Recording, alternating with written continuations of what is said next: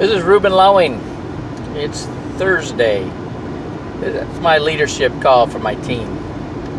So, ever since this coronavirus thing hit, we can't have our meetings, our Tuesday night meetings and our Saturday meetings, okay?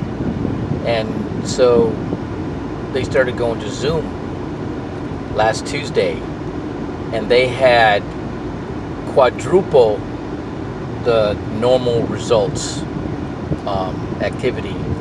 People joining the meetings, people getting, joining the company.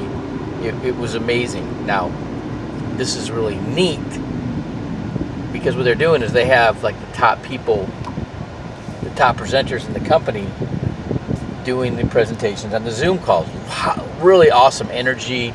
All right, and there's this one guy, Jason.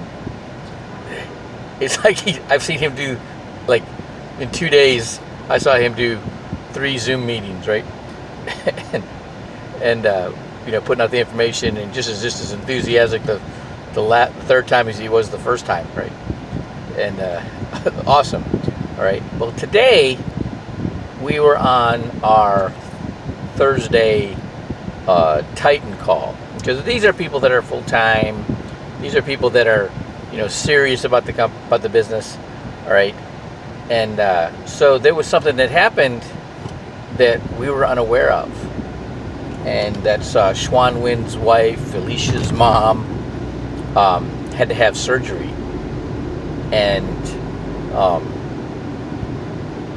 then Swan Win last Tuesday went to the emergency room. He thought he had the coronavirus. All right. And actually, he was on via audio Tuesday's call, right? And didn't have it because he was in the hospital. Now they found out he didn't have coronavirus, right? It was a false alarm, but it was pretty, intense for the whole family, right? And it was amazing. It made me think of something. It made me think of something about, what got me even involved in the financial services business world to begin with. Before I got in this business, before I was a mortgage broker, I read a book. It was 2 books by a guy named John Avanzini, Breaking the Power of Debt and Rapid Debt Reduction Strategies. Okay, and my wife bought them for me because they had boxing gloves on them, right? And the Breaking the Power of Debt was the larger book. Rapid Debt Reduction Strategies was pretty much based around a debt roll down strategy and techniques for negotiating with your creditors, and that was about it. But the main basis of the Breaking the Power of Debt was tying into that supernatural power and commitment to get out of debt. I mean, hard prayer and just just why is it important to do that, right? And get you engaged. And I did it. I had a whiteboard behind my bedroom door, had all my creditors written and the amount I owed them, what the monthly payment was. All right, and I'm paying the bills on time and changing the balances every month, and then paid off that first one, and then it added that amount to the payment of the second one. Just kept doing that, okay? And then get a little confidence in myself. I ended up able to get a car that was decent, that I had confidence in. I could get around and make appointments, and I went to an interview for a debt management consultant. There was like 7 guys in there. They had more experience than me, from retail, sales, PNC, mortgages, real estate. But because I read the books I read, I understood what they were doing.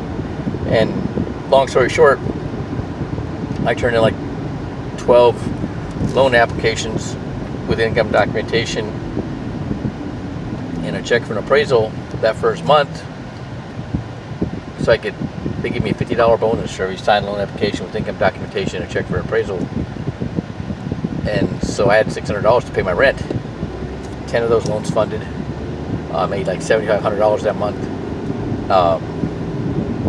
It was, more money I ever made in my life, probably almost double.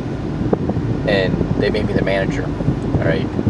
And every time I showed somebody how to get out of debt, they started looking at buying a house. So I got my real estate license. But the other guys that were with the company, they were in financial services. They showed somebody how to take part of that savings and put it toward a tax advantage, retirement vehicle. And, same time they're paying down their debt, they're building a nest egg to their retirement. Unlike with some of these, gurus talk about pay off all the debt first before you start saving for retirement. That puts you behind. All right. And then when that industry, I got hit with 2006 because I was heavy with the construction side, the construction lending. And that is right when I heard about this business and I got involved. Okay, but the point is, it's a commitment. Here, Alicia and Swan Win are doing their training and the Zoom calls and while this is going on, and they didn't take their foot off the gas. They didn't stop. Okay, and here I am. I got people that, this is the easier it's ever been. The demand is greater than it's ever been, and people aren't engaging. All right. Now I know why. Okay, they're in beta. All right. There's this something going on. It's enough stress on them that their mind can't open up, and it's out of their control. All right. It's out of their control. It's how our body systems it works. Okay, and until they understand that they can control that and they can break that barrier, that hold on them, all right, they won't do it. But putting this out there, okay, because I know, because of the only place I could make as much money as I made in the mortgage business is in this business. Okay, and I couldn't make the kind of money I made in the mortgage business now because of what happened in 2008. It's just not there. That opportunity's gone. Okay, in that industry. And what's really awesome about this industry, or this business, is you're really helping people. You put somebody in a house, yeah, that's what they want, right? But now they're strapped with more debt than they've ever had in their life. And that goes for if you're a real estate agent or if you're a loan officer. Okay, you didn't help them, you piled it on them. Okay, where with this business, okay, we can help them. We can help them whether they, we can help them pay down that debt and build a nest egg for their retirement at the same time. Okay, that's what we have going on, right? And if you don't have this for them, you can tell them, how to pay off their debt, right? How to have a budget, right?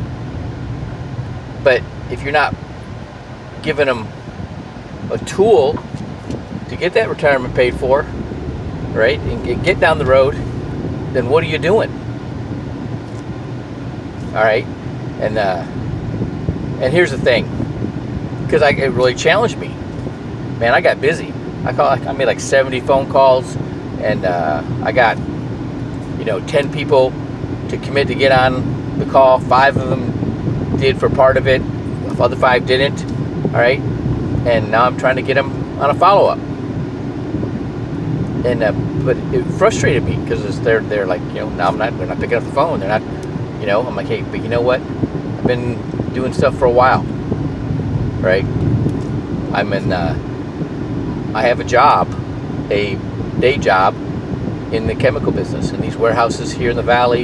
You know, I've been seeing them 2.5 years, almost 3 years, popping in, you know, and they might have ordered me one time, you know, but they haven't reordered, or they haven't, you know, ordered at all. I just keep coming in, smiling, keeping a good attitude, all right? And now I got more orders in one day, Monday, than I have for almost 3 years, because of what's going on with this coronavirus. Everybody needs cleaners, degreasers, and sanitizers. They got to pay attention now, right? There's a sense of urgency, and because I was nice, and because I, you know, kept coming back, right? And I was persistent.